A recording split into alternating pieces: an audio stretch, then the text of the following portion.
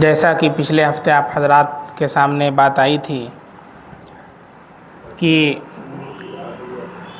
حج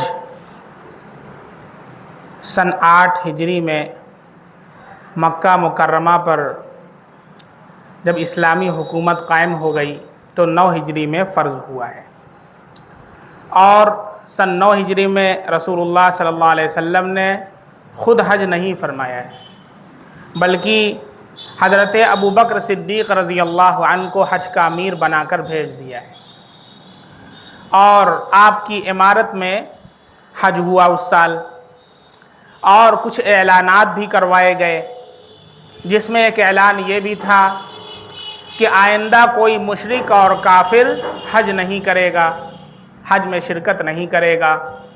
اس طریقے سے بہت سارے اعلانات کروائے، اور اس میں حکمت یہ تھی کہ آپ چاہتے تھے کہ جب آپ کا حج ہو تو ایسا مثالی حج ہو جس میں کوئی بھی آدمی کفر اور شرک کے طریقوں پر حج کرنے والا نہ ہو۔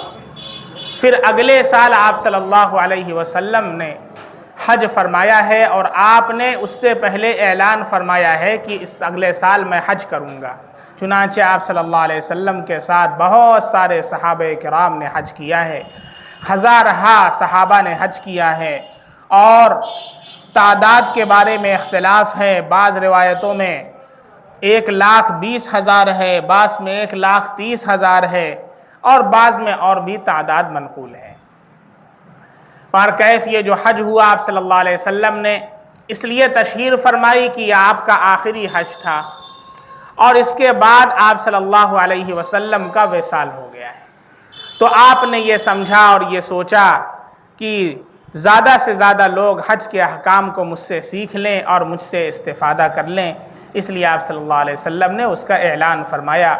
اور جو یہ حج فرمایا ہے، اس حج کے سلسلے میں بہت ساری روایات بھی منقول ہیں، ان میں سے سب سے طویل جو روایت ہے وہ حضرت جابر بن عبداللہ رضی اللہ عنہ کی ہے، جس کو صحیح مسلم میں نقل کیا ہے، وہ آپ کے سامنے پیش کی جائے گی۔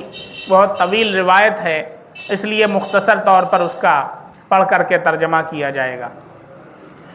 عن جعفر بن محمد عن ابی قال دخلنا على جابر بن عبد الله فسأل عن القوم حتى انتهى إلي فقلت أنا محمد بن علي بن حسين فأهوى بيده إلى رأسي فنزع زري الأعلى ثم نزع زري الأسفل ثم وضع كفه بين ثديي وأنا يومئذ غلام شاب فقال مرحبا بك يا ابن أخي سل عما شئت فسألته وهو أعمى وحضر وقت الصلاة فقام في نساجة ملتحفا بها كلما وضعها على منكبيه رجع طرفاها إليه من صغرها ورداؤه على جنبه على المشجب فصلى بنا فقلت أخبرني عن حجة رسول الله صلى الله عليه وسلم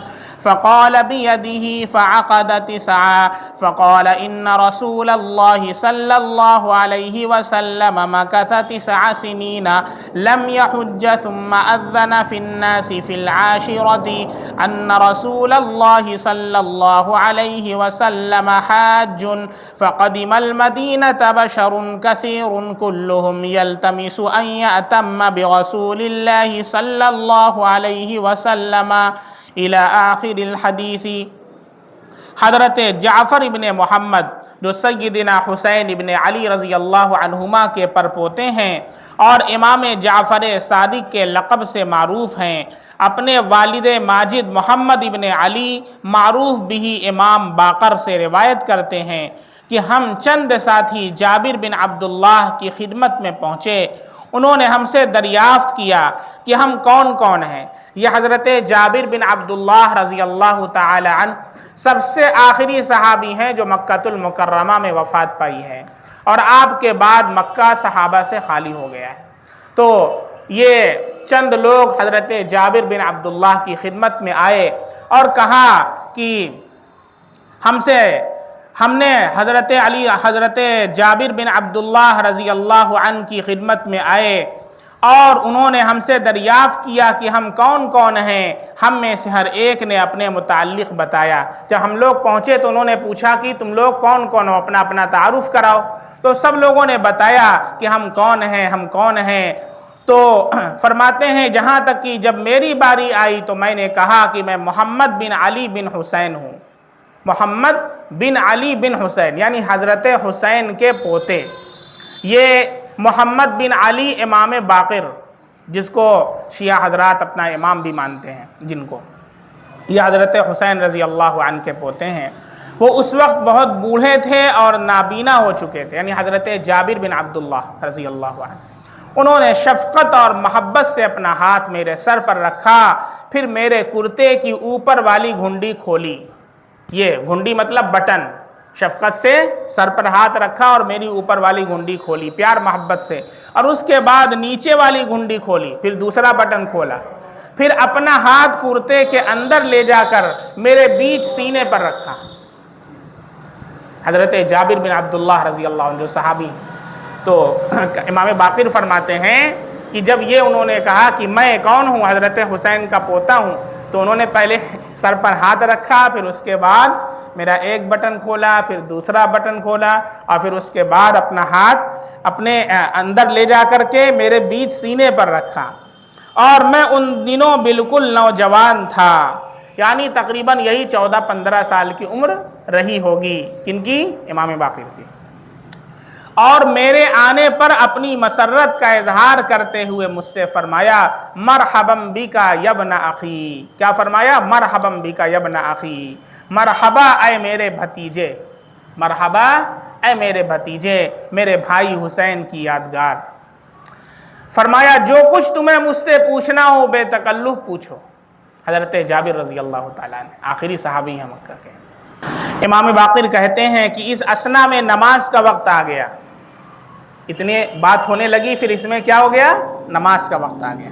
حضرت جابر رضی اللہ عنہ ایک چھوٹی سی چادر لپیٹے ہوئے تھے، وہ اسی میں لپٹے ہوئے نماز کے لیے کھڑے ہو گئے۔ چھوٹی سی چادر تھی، لپٹے ہوئے تھے، اور اس کے چھوٹے ہونے کی وجہ سے، یعنی چادر اتنی چھوٹی تھی، اس کے چھوٹے ہونے کی وجہ سے حالت یہ تھی کہ جب وہ اس کو اپنے مونڈھوں پر رکھتے، کندھے کے اوپر رکھتے، تو اس کے کنارے اٹھ کے ان کی طرف آ جاتے۔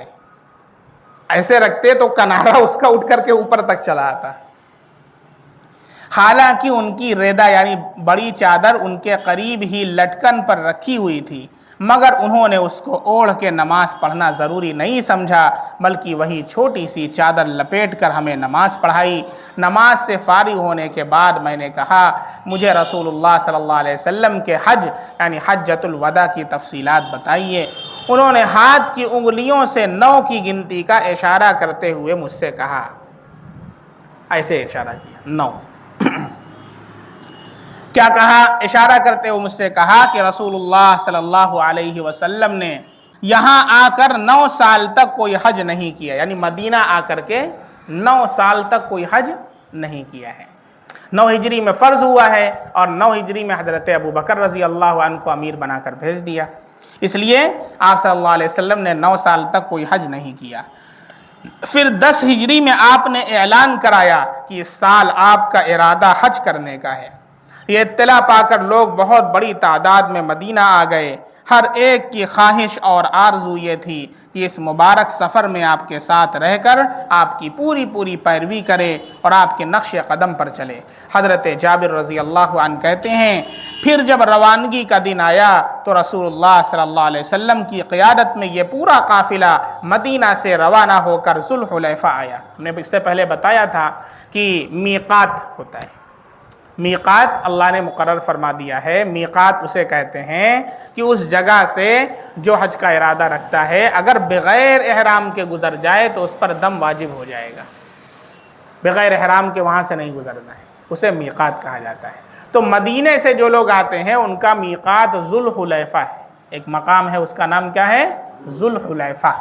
تو رسول اللہ صلی اللہ علیہ وسلم کے بارے میں فرماتے ہیں کہ آپ صلی اللہ علیہ وسلم کی قیادت میں پورا قافلہ مدینے سے روانہ ہو کر ذوالحلیفہ آیا، اور اس دن وہیں قیام کیا، آپ صلی اللہ علیہ وسلم نے ذوالحلیفہ میں رات میں قیام کیا۔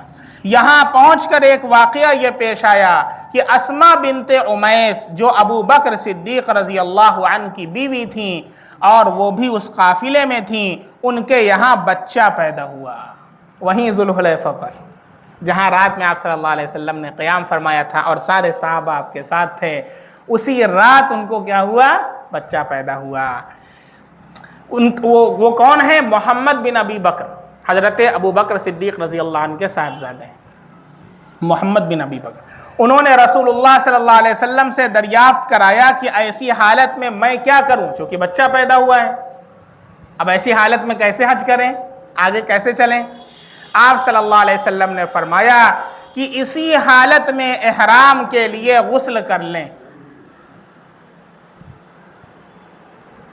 اسی حالت میں احرام کے لیے غسل کر لیں، اگرچہ ابھی پاک نہیں ہے لیکن احرام کے لیے غسل کر لیں۔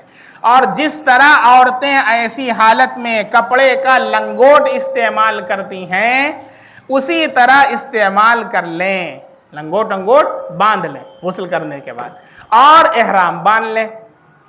پھر رسول اللہ صلی اللہ علیہ وسلم نے ذوالحلیفہ کی مسجد میں آخری نماز ظہر کی پڑھی، دوسرے دن ظہر کی نماز آپ صلی اللہ علیہ وسلم نے پڑھی۔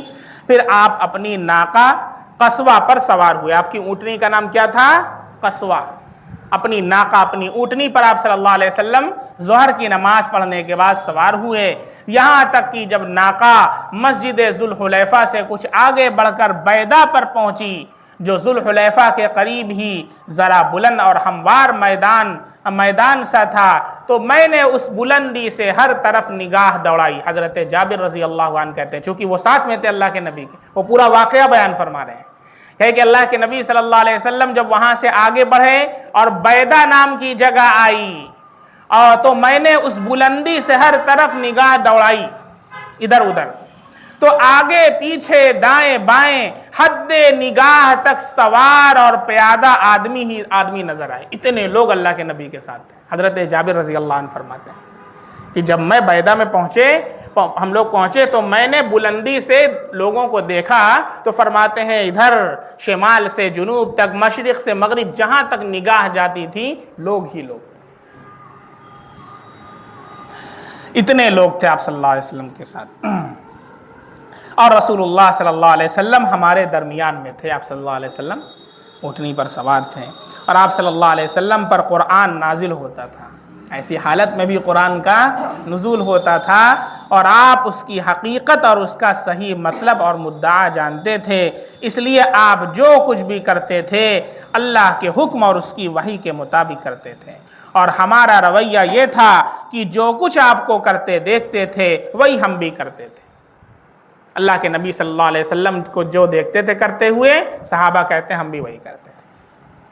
تو جب آپ کی ناقہ یعنی اونٹنی بیدا پر پہنچی، اس وقت آپ نے بلند آواز سے توحید کا یہ تلبیہ کہا، لبیک اللہم لبیک لبیک لا شریک لک لبیک ان الحمد والنعمت لک والملک لا شریک لک۔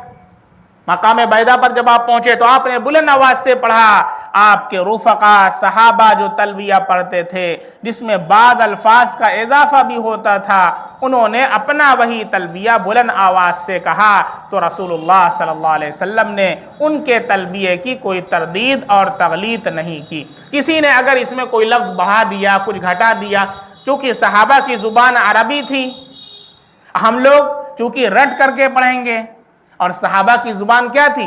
عربی تھی، تو اب وہ جب عربی میں پڑھ رہے ہیں تو کچھ اضافہ ہو گیا، کچھ کمی ہو گئی، تو اللہ کے نبی صلی اللہ علیہ وسلم نے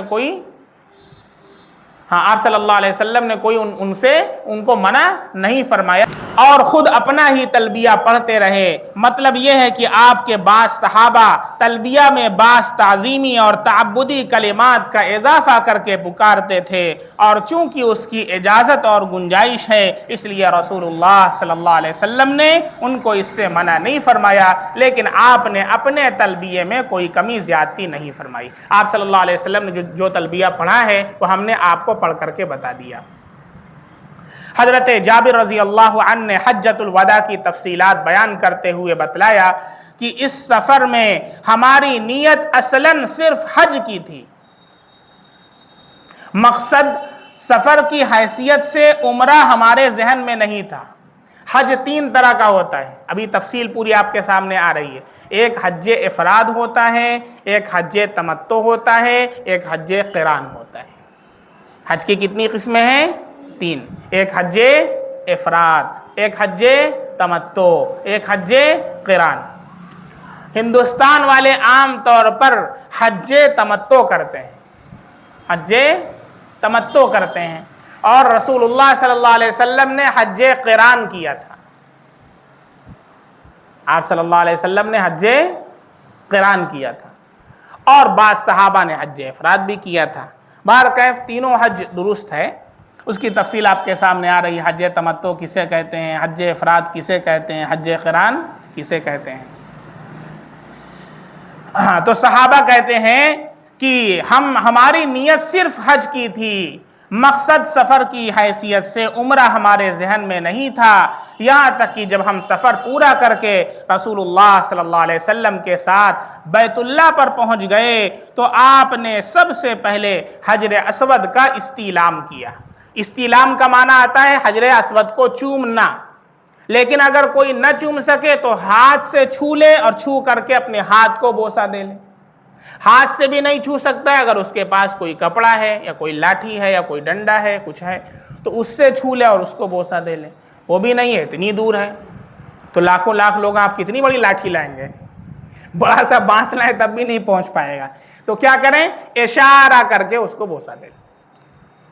یہ استعلام ہے، اس کو کیا بولتے ہیں؟ استعلام بولتے ہیں۔ اور یہ حجر اسود کل قیامت کے دن اللہ اسے آدمی کی شکل عطا فرمائیں گے۔ پہچانتا ہے یہ ہر بندے کو جو اس کو استعلام کرتا ہے، جو اسے بوسہ لیتا ہے۔ کل قیامت کے دن اللہ کے سامنے گواہی دے گا کہ اللہ، اس نے اخلاص کے ساتھ اور عبدیت کے ساتھ اس نے مجھے بوسہ لیا تھا۔ اس لیے بہت نازک مقام ہوتا ہے، حجر اسود کے سامنے جب جائیں تو نیت بالکل خالص رکھ کر کے تب کیا کریں؟ استعلام کریں۔ وہ کسوٹی اللہ نے بنا دیا ہے، اسی لیے بہت سے حجاج کو آپ نے دیکھا ہوگا حج کے بعد اور زندگی پہلے سے بہتر ہو جاتی۔ پہلے نماز نہیں پڑھتے تھے، اب ماشاءاللہ نماز پڑھنے لگے۔ پہلے داڑھی نہیں رکھتے تھے، اب ماشاءاللہ داڑھی رکھنے لگے۔ پہلے پہناوا غیروں کا تھا، اب ماشاءاللہ صلحاء کا پہناوا ہو گیا۔ پہلے سے بہت چینجنگ آ گئی، یہ حج کے قبولیت کی دلیل ہے۔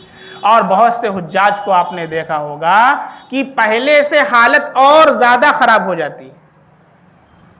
پہلے سے حالت اور زیادہ کیا ہو جاتی ہے؟ خراب ہو جاتی ہے۔ پہلے نماز کی پابندی تھی، اب پتہ چلا حج کر کے آئے تو نماز میں کوتاہی کرنے لگے۔ اب اس کے بعد بہت ساری کوتاہیاں آ گئیں، تو یہ حج کے مردود ہونے کی دلیل ہے۔ یہ حجر اسود کسوٹی اللہ نے بنایا ہے، جو جس نیت کے ساتھ اسے بوسہ لیتا ہے تو اللہ نے اسے کسوٹی بنایا ہے۔ جس نیت کے ساتھ اس کا استعلام کیا جاتا ہے، اللہ تعالیٰ اسی کے ساتھ دل کے اوپر مہر لگا دیتے ہیں، اور پھر زندگی پوری اس کے بعد یا تو چینج ہو جاتی ہے اور یا تو خراب ہو جاتی ہے۔ یہ بہت نازک مقام ہوتا ہے، اس لیے ایسے مقام پر بہت چوکنا رہنے کی ضرورت ہے۔ اللہ رب العزت ہم سب کو حج مبرور اور مقبول عطا فرمائے، اور جو حجاج بھی حج کے لیے سفر پر گئے ہوئے ہیں، اللہ تعالیٰ ان کے حج کو قبول فرمائے، اور اللہ تعالیٰ ان کے ارکان کو آسان فرمائے۔ اور ضروری کام سے ہمیں جانا ہے، اس لیے انشاءاللہ اگلے ہفتے تک سے ہوگا۔ سبحان اللہ بحمدہ، سبحانک اللہم وبحمدک، اشہد ان لا